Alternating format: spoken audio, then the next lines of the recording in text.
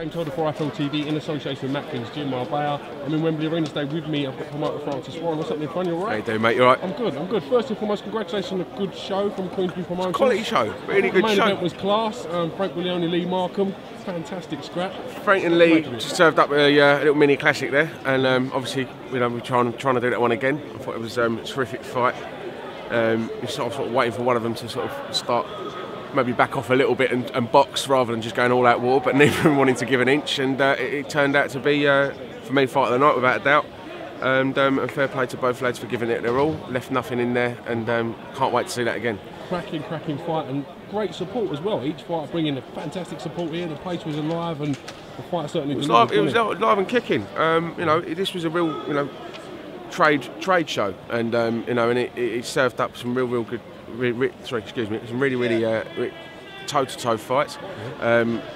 So also some really good technical work from the likes of Bradley Skeete. I thought he was, very efficient in what he did tonight. As per usual, didn't waste a shot. And if he keeps catching people in them uppercuts, I don't think there's many people who live with that. Interesting enough as well, we saw Yarde Pigford making his BoxNation debut.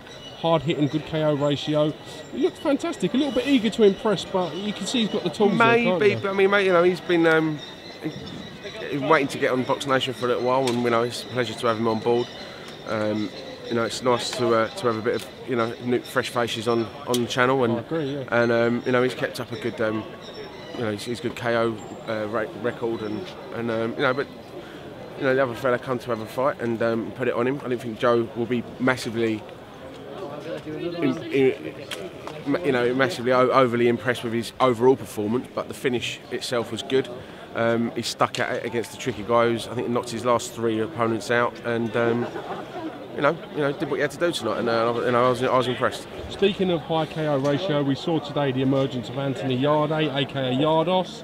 His KO ratio in the amateurs was absolutely fantastic. I think it was 11 out of 12. 11 out of 12. All 12 were wins, 11 KOs with them big gloves. At light heavyweight, we were expecting to see him as a real danger man and making a real statement. What did you make of him today? There's nothing you can't fault with it. It's absolutely punch perfect start. The man looks like an absolute beast. He's built like me and you, James. He's he's a fine physique, and I was just very impressed. Tundi has obviously been working tremendously hard with him over the last 3 years in the gym. Kept him up, kept him away from everyone, kept him away from turning over too early. Tundi, wanted to do it when he was ready and when he felt that his man was in the best position to do it. And turns out he was bang on the money. So good start, very impressive start. Okay. Really good stuff. Okay. And just obviously young Mitchell. I say young Mitchell. He's getting on a bit now, but I thought he was brilliant as well. Did really well. Go on, Charlie. I thought Mitchell again tonight. Full of flair, full of promise, full of guts and wonderful charisma. And he's a promoter's dream. He's brilliant. He's been on fire. We saw obviously a fantastic KO of the month in his last fight. Would you put him in with Vasyl Lomachenko at this stage in his career? He's been very vocal about wanting the super fights. What are your thoughts on that?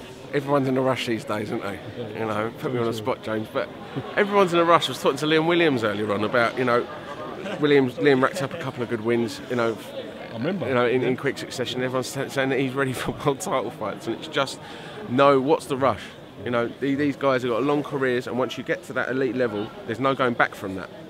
So there's still learning fights, and there's still plenty of ranking fights to be had. Okay. Plenty of belts we can get round all these guys' waists, and I'm sure Mitchell I know Mitchell's got that self-belief that he can on his day beat anybody. But I just think it's fight by fight, and long term I think he can be a world superstar.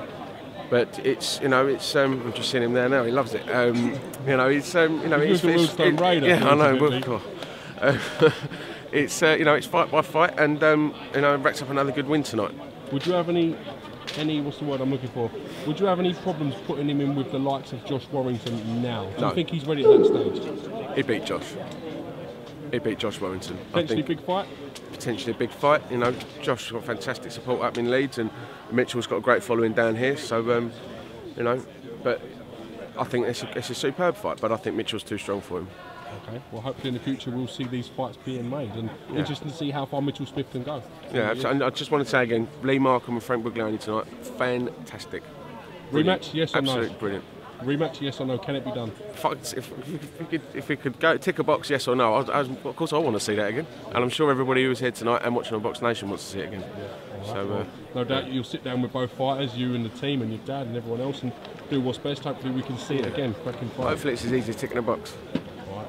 Francis Warren, thank you very much, sir. Cheers, Always James. a pleasure, and I'll catch you again real soon. All the best, mate. Cheers.